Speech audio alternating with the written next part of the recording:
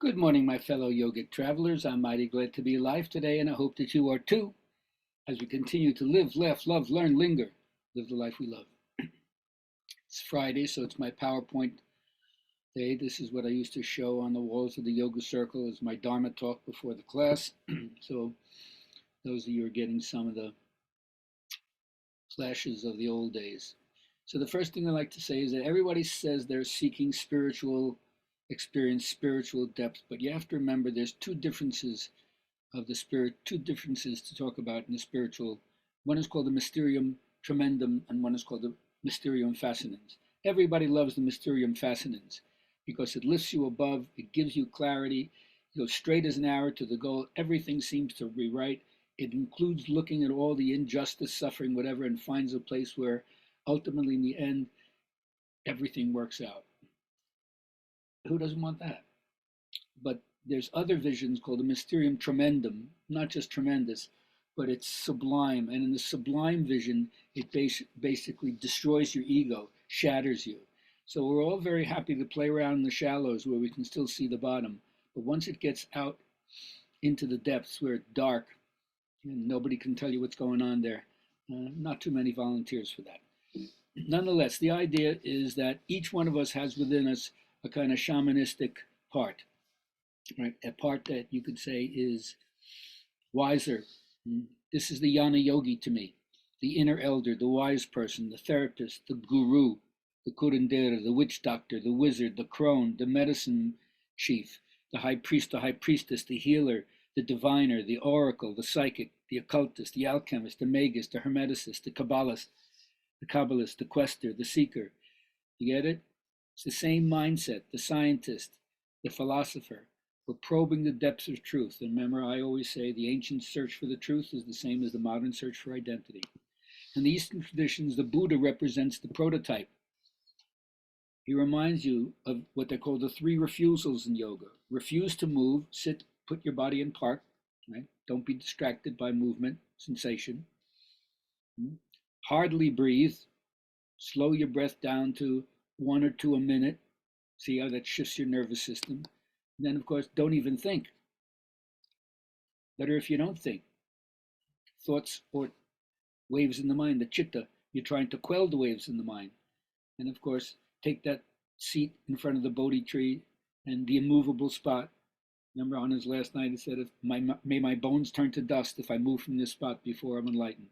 Fortunately for him, he didn't have to wait because he got enlightened that morning. Nonetheless, when you meditate, quietness, tranquility, focus, singularity, insight, clarity, right? Notice always the mucky base is what the lotus grows up from, lightly sitting on the top, fragrant and beautiful, untouched by the garbage. Supposedly, that's the base from which it grows. So here you have the Kuan Yin image. I laugh in the face of danger. Well, fear affects people in different ways. So each one of us can walk the gospel of bravado, which means walking our own truth. Doesn't matter what it looks like to other people. Nobody knows what kind of fear you have to face, right? For some people, the fear might be going into a physical battle. For some people, it might be taking a psychedelic substance. For some people, it might say, I love you. The fears that come up are different for different people. So the key is the gospel of bravado, walk your own truth. And remember, each one of us has a thermostat in our head. If you turn it up, you tend to act in ways that match expectation. If you turn it down, you tend to act in ways that match expectation. So lower or raise the expectations, see what happens. My teacher Ram Dass used to say, if you feel a sense of social responsibility, first of all, keep working on yourself. Being peaceful yourself is the first step if you want to live in a peaceful universe. Or as we used to say in the hippie days, don't lay your trip, become your trip. If you work on yourself, my phrase is like arrows off a battleship. You do your work, you become spiritual Teflon. People fling shit and it doesn't stick. No criticism avails to cast doubt on the reality of the teaching.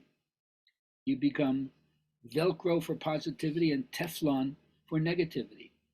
Whereas most people, the exact opposite. They'll Velcro for negativity and they're Teflon for positivity.